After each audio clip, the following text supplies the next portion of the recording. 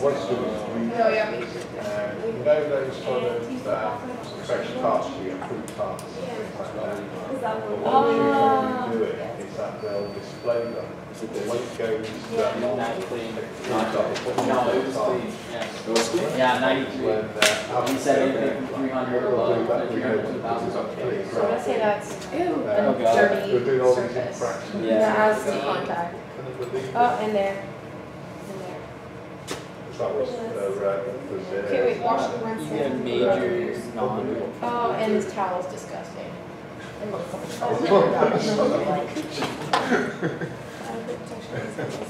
yeah, no.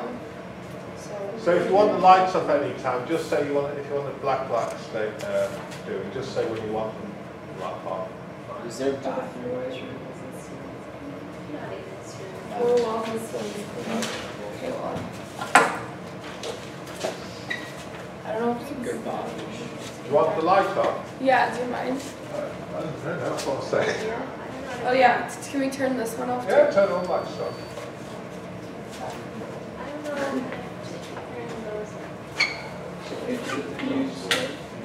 No.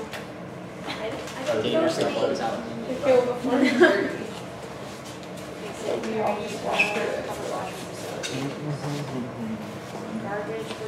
Is there a garbage disposal there? Yeah, with no lid. Like, I can't really see it.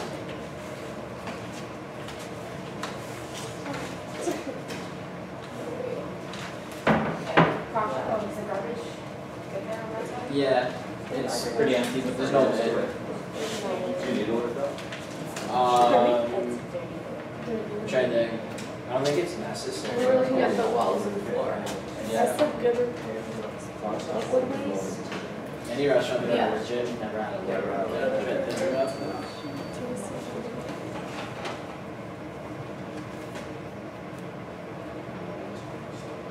Mechanical ventilation, everyone get free. Don't want to give that a tap. Oh, have you guys ever used these? Shoes foam. Oh, for Yeah, or water, depending on what it's about. Does the fan work? I think it's down there. On the stove. The button to turn it on.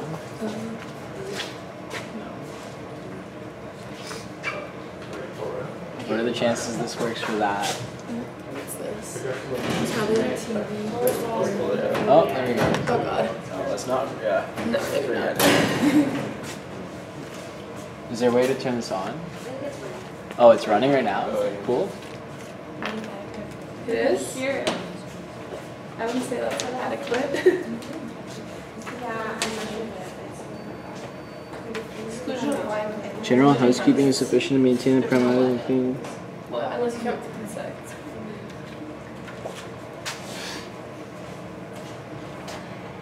I would say mine. Just like,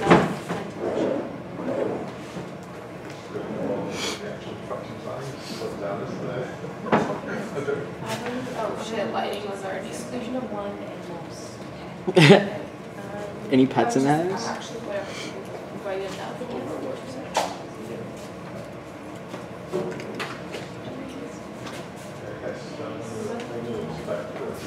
I don't know what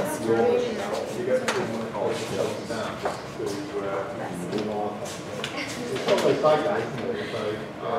Yeah. Crush, do you use this? Yeah.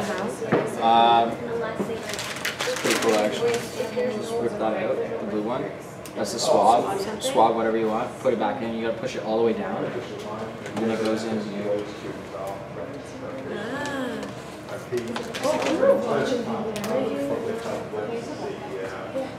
Oh yeah, actually, you might change that. Well, I already put major non-compliant for single black.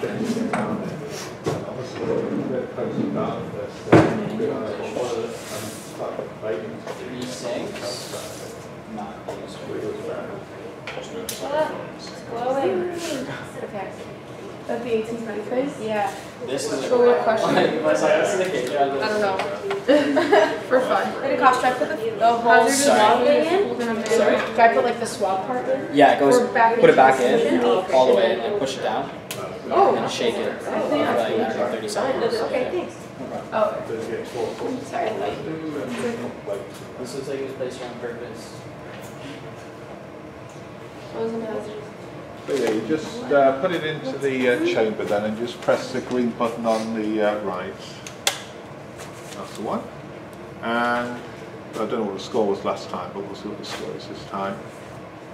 93 last time. Oh, it's very clean then, isn't it? 937. So what you tend to do with the ATP meter is so tempting just to do a surface, but what you try to do is get those difficult to sanitize surfaces, because a lot of times the sanitation people do is very superficial, like we do at home, I guess. So what you tend to do is look for those areas where it's not so easy to clean, because that really tells you, dictates to you what the sanitation status is. So for example, sinks are a good idea, fridges are a good idea, because nobody cleans fridges out from 1 month, well, they should do, but sometimes they never get cleaned out at all. So they're the sort of places you look for. So would you trust like an ATP test over your eyes? See, say Oh, black light? absolutely. Really? Yeah. Okay. Because the ATP test gives you, because microbes you can't see, isn't it? Exactly. And there is a difference between cleaning and sanitation. So cleaning is visibly clean, sanitation is decontaminated microbes. So the thing is, you don't trust one over the other, use a combination of things. Yeah. So like I said, if you took an ATP swab of the fridge, that would be interesting to see what it is. All right, we'll give you another 5-10 minutes because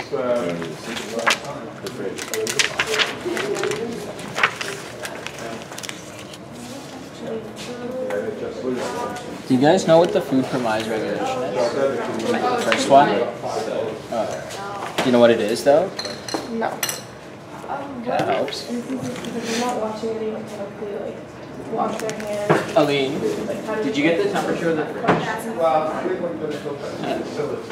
I can't say what facilities to wash their hands, what facilities to protect clothing and shear on. So although you can't see people doing it, maybe we should do that. You've got to think, well, if these people working here, have they got the tools to actually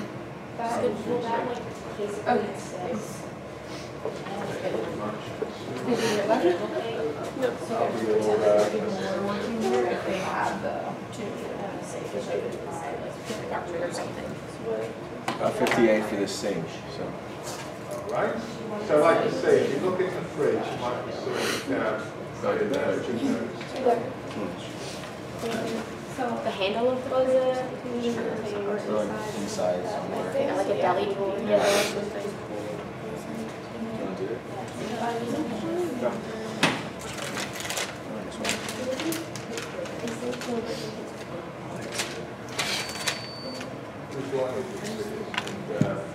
Thermometer? Oh yeah. I like that. Thermometer? Yeah.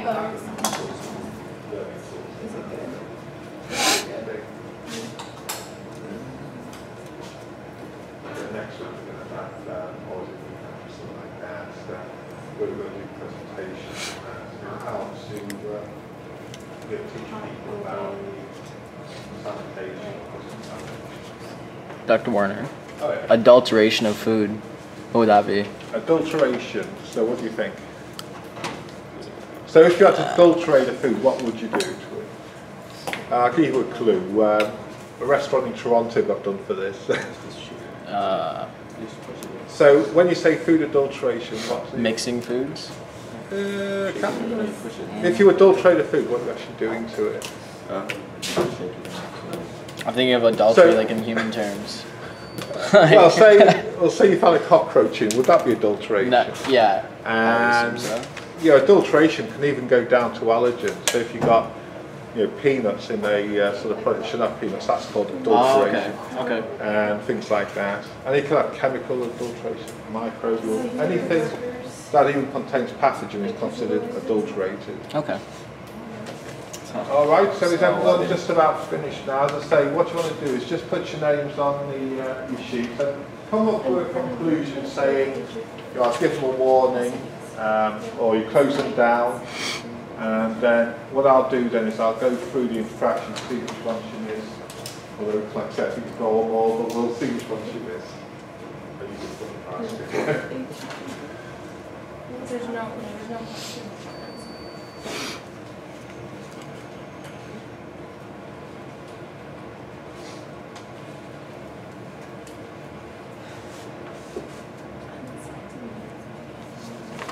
Yeah, there was a sort of story a few months ago about Barnsley floating around. We're going to put it in here, but good opposition, wasn't there? Yeah. Is there a lot of place in the area? I'm not sure from Lots of them. Well, no, like I said, Say hot water area. Like hot holding, like is there a heating, like a... I just said compliant because I assume it's like the oven. Yeah. So you said yeah? Yeah. I put like compliant or like non-applicable for like a lot of them, just because Yeah. it's not like we can watch them cook right now, right?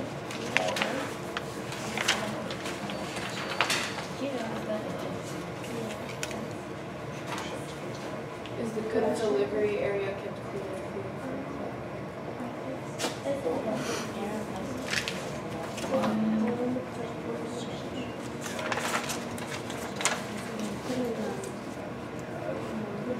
Yeah.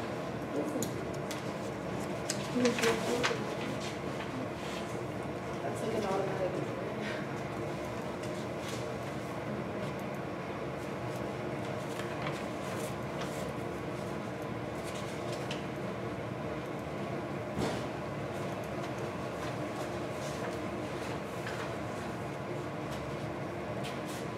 How do you guys have like this?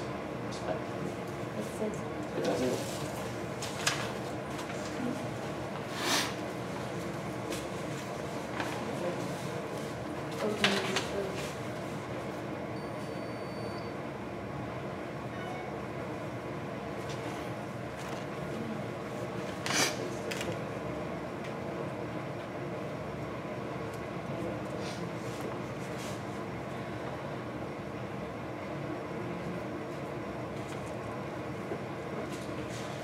alright, do you all finish yet, or you don't yet?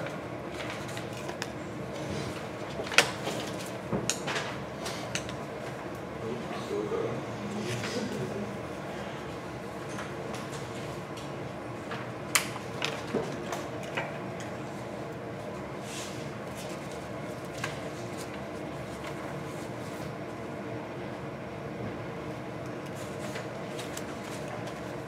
Yes, if you just put your names on them, as I say, kind of blue on the side, I'll mark them tonight.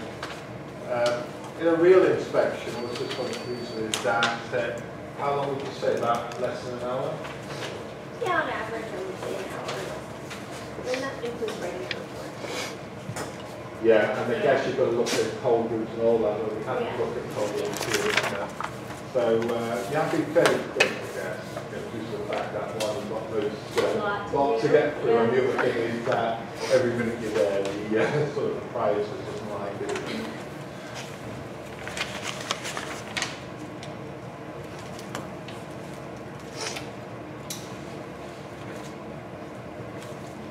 Okay, a lot of these chains now, isn't it? They're really non-stop, but a lot of restaurants are food chains. They've got food stations. And all the blue.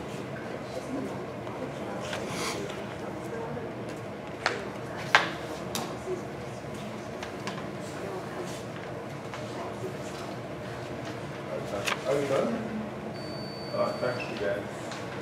All right, so are we finished then? Sorry, I can do it over a bit, that's the one.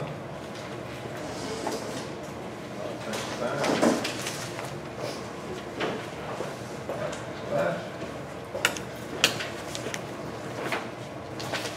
Harold, I think they're all the That's all right, no problem.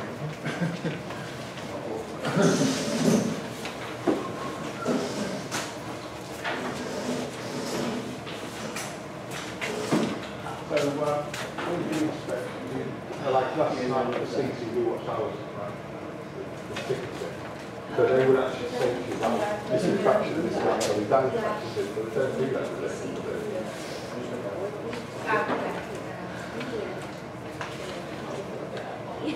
But that other stuff is there.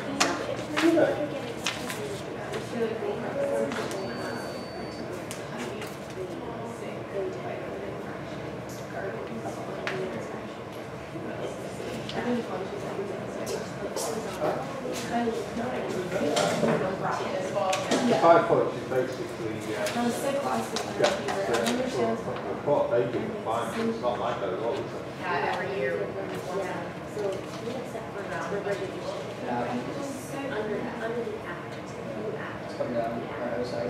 Yeah. It's like if you're given I tried to lock my roommate in our room. Like, I went meeting, I don't know, she had the screwdrivers lying in her house. I tried to like open the space, door knob. Oh.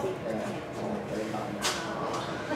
food not be protected from contamination. Do you think you please?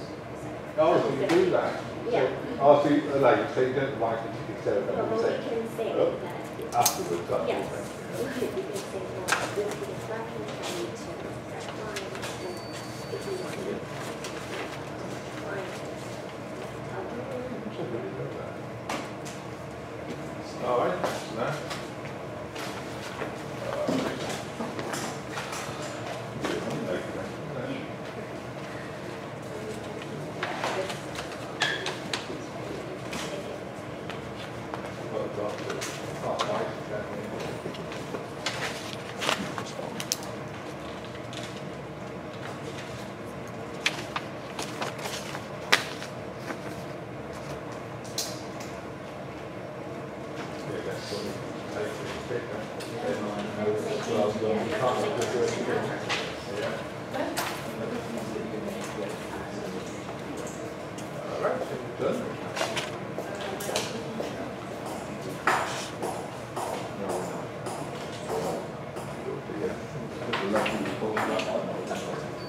It's all right.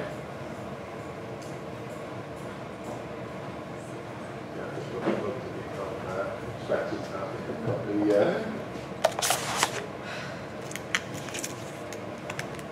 All right, thanks for that.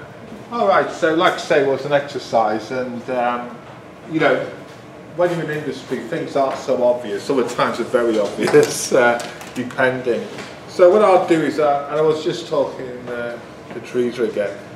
What you would do if you found infraction, if you could correct me, is that you'll get a sort of fine. Some, as you say, some jurisdictions, they actually go around like a policeman writing tickets as they go through the inspection. And as I say, there was an article on CTV News last night in Kitchener that says, for example, a greasy hood, that's going to be $300 fine. A wet towel, that's going to be $1,000 fine. I never knew that myself until it was interesting. So you saw the kitchen, as I say, it's fairly obvious, but in actual fact, there is some places that work under this. So the first infraction was dirty utensils, $300 fine for that, there was in that. So you can't leave dirty utensils about. The surface, you might have seen some glow germ there, fluorescent material. Again, there's a difference between clean and sanitise. Clean is visibly clean, sanitise is when you removed all the contamination. So with the black light, as I say, it's good because you can see where you get superficial cleaning. Obviously, having a fly trap on your preparation area isn't the best thing to do. Usually you'll have insecticutors on the wall or something like that. But flies are a big problem, and there was someone in Tim Hortons, I won't say which one, but it's just so we say it's very close to here. They found all these flies on their sort of jam donut. You know, flies are a big problem usually, especially here because of the temperature and that, but you shouldn't have them there, isn't it? Then we come to the board. The board's clean. The food's left out here. The bread roll's fine. You know, it's no like risk. But the big problem was this wet towel. Someone said it's disgusting. I hate to say it, but this is from my kitchen this morning. But the thing is that you should never have wet towels. Unsanitary towels are a key point of cross-contamination for the simple reason you're wiping contamination everywhere, and obviously it's the dirtiest place in the kitchen. Now we come to the sink. Now these sinks are only for washing. You've got 3 sinks here. One is to rinse, one is for the detergent, the third one is for sanitising. So what do we have? We have a mop in here, which shouldn't be there. We have food in here, which shouldn't be there because it's a sanitation sink. And we have standing water with a brush and a sponge. Again, another violation. So when we come to here, we notice there's 2 unlabelled bottles here. So what is that an infraction, do you think? Like, it seems to me, I think I know what this is because it looks green. It smells like detergent. So would that be an infraction? Well, you just done it, so you can tell me. Did anyone put it down as an infraction? Yeah. Well, fair enough. You don't have to talk if you don't want it. Yeah, chemical contamination is equally as bad as microbial contamination. So having unlabelled bottles like this, it could be anything. And so, say for example, this was not rat poison, going a bit over the top. But you pour that into a sanitizer sink and then spread it all around. It's not good. Having chemicals like this lying around their food prep areas, again, is an infraction. One thing you didn't see, or I don't think I didn't notice anyone doing it, is hand washing. Can anybody think what's wrong with the hand washing here? Yeah, you should have soap, towels, even a nail brush when I was in the business. So when you're an inspector, the first thing you'll do is go and wash your hands because that tells you instantly saying there's something wrong here. There's no soap, there's no towels, anything like that. All right, that's good. So then we come into the fridge here. So the obvious infractions are, there's so many here. One is obviously raw at the top and cooked at the bottom. You've got open vessels or open packs. Again, all food should be contained. You've got things that haven't got sold by or best before dates on. Again, that would be an infraction, I believe. And an interesting one is the egg at the back. If you saw an egg loosely stored like that, that would be, I think, well, the trees will be right. That's an infraction as well because they get condensation on. So improper storage all the way around. And did anybody find the temperature, fridge temperature thermometer, should I say? You found it? Was it good? It was 7.5. So it was good? No, it's too high. Too high? Temperature. What temperature was it? 7.5. 7, oh sorry, I can't like that.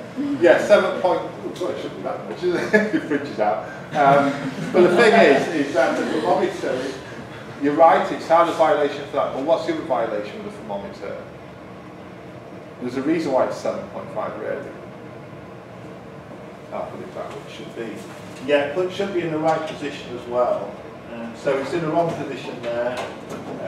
It should be around about there. All right, so moving on. Again, open food, temperature abuse, one of the big things. Does anyone recognise this sort of hay stuff? Did anyone recognise what that was? Yeah, it could be. One of the students gave it to me. So it's mouse droppings, isn't it? Because one of the big violations is pest control. You know, basically you sometimes can't avoid it, but you've got to do it. So it's obvious that we've got pest control here, we've got open food, cross-contamination. The dishwasher, you wouldn't have known this, is that they have to be able to sterilise. So these are special dishwashers. And so if you were doing your inspection work, you make sure that's working fine. Then we come to protective clothing, which I don't think anyone picked up on. So you have to give protective coats of clothing. But what I did is make, like, who wants a hairnet with holes in, who wants an apron that can't tie up, and who wants gloves with fingers missing. So again, you look for these sort of telltale signs. But normally, when you do the inspection, you would actually do it whilst they're doing the processing or the handling in operation to see these sort of violations. So all in all then, would you give them a sort of caution and let them go on the merry way, or would you close them down? What would you do, Teresa, in York? Would you close it down if you saw this when you walked in? If I saw this? Yeah. If they could correct it today, then I would, Oh, there you go, you see. So, there's no hot water. Oh, So okay. isn't If that an there is no automatic hot water? water, I would. It's a doesn't go hot at all. I can see the headlines now. But I think the important thing, and it's a valid point, is that when you're an inspector, it's so tempting, and an auditor for that matter, it's so tempting to close places down, it's so tempting to impose strictness. But when you get more experience as an auditor, more experience as an inspector, you've got to give that sort of flexibility because it's a big decision. You know, that's the trouble with audits and inspection. You go out there wanting to fail them from the start.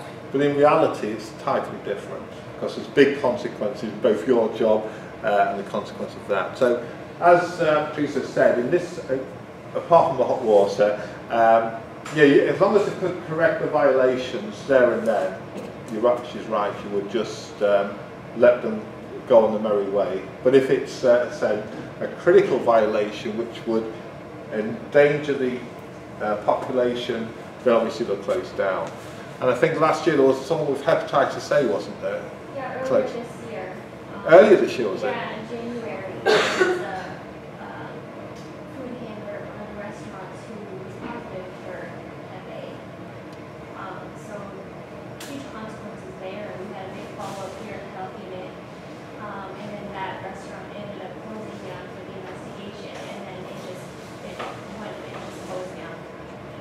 Yeah, so hepatitis A is that sort of, well, you know hepatitis A is a virus that affects the liver and that.